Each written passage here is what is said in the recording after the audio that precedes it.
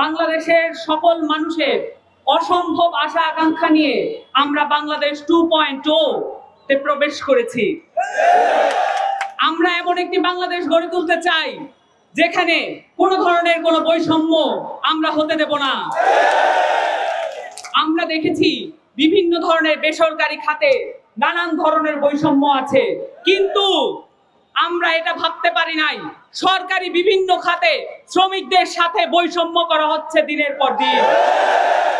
তাদের সাথে আমরা সব সময় সহমতি জানিয়ে এসেছি, কারণ আমাদের উপর ঐতিহাসিক দায় আছে। বাংলাদেশের সকল বৈষম্য আমরা দূর করে ছাড়বো ইনশাআল্লাহ। বাংলাদেশের যে ফ্যাসিবাদী কাঠামো আছে সেইটাকে সরানোর জন্য আমাদের প্রত্যেককে হাত লাগাতে হবে। আপনারা শহীদ মিনারে এসেছেন, যেখান থেকে এক দফার ঘোষণা হয়েছিল। আমরা বলেছিলাম ফ্যাসিবাদী কাঠামোর বিলোপ করতে হবে। বাংলাদেশে কখনোই কোনো ফ্যাসিবাদী কাঠামো আমরা আর ফেরত আসতে দেব না। আপনারা আপনাদের দাবি দাওয়া নিয়ে বিদ্যুৎ খাতের যত সমস্যা আছে এগুলো আপনারা কর্মকর্তা, কর্মচারী এবং শ্রমিকদের জায়গা থেকে তুলে ধরছেন।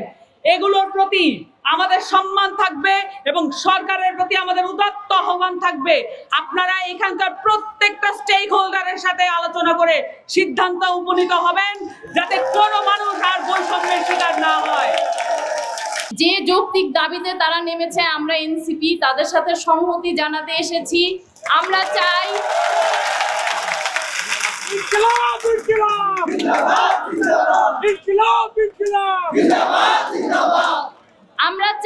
আপনারা আলোচনার টেবিলে বসুন, আমার ভাইদের, আমার বোনদের কথা শুনুন। আপনারা যদি আলোচনা করে সমাধানে না আসতে পারেন, এনসিপি আমার ভাই বোনদের সাথে এই রাস্তায় নেমে আসবে। এনসিপি আপনাদের সাথে আছে, ইনশাআল্লাহ আমরা একটি যৌক্তিক সমাধানে আসব। উনি দেশের উপকার করতেছে, পোস্টিং করে ট্রান্সফার করে সে কক্সবাজার থেকে উত্তরবঙ্গে লালমনিরহাটে, যশোর থেকে সিলেটে, এবং এদের কি করে একদিনে 1380 জন সর্বোচ্চ পোস্টিং করতেছে। অর্থাৎ বদলি করলে সে নতুন লোকেশনে গিয়ে লাইন খুঁজে বের করতে করতে ক্যাজুয়ালিটি ঘটে যাবে। সেই লাইন টেকনিশিয়ান, লাইনম্যানদেরকে সে অযৌক্তিকভাবে বদলি করছে, যে বদলিটাতে আবার এদের জিএডি আছে, তাই না? সরকারি মাল দরিয়া মেঢাল সম্ভবত 17 থেকে 20 কোটি টাকা সে অপচয় করছে। এবং তাদের কাছে আমাদের সকলের পক্ষ থেকে প্রাণের আকুল দাবি যে তারাই বৈষম্য বিরোধী কাজগুলো করতেছে। প্রতিষ্ঠান বা প্রাতিষ্ঠানিক বৈষম্য দূরকরণের জন্য পল্লী বিদ্যুৎ অন্যতম একটা খাত। এখানে বৈষম্য না থাকলে আমরা 14 কোটি লোক উপকৃত হব।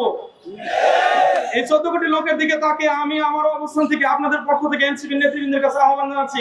আমাদের শুধু একটাই দাবি, বৈষম্য দূরকরণ, চাকরি নিয়মিতকরণ, এই তো। আর অন্যান্য যে বিষয়গুলো আছে এগুলো নেতারা মিলে আলোচনা করবে।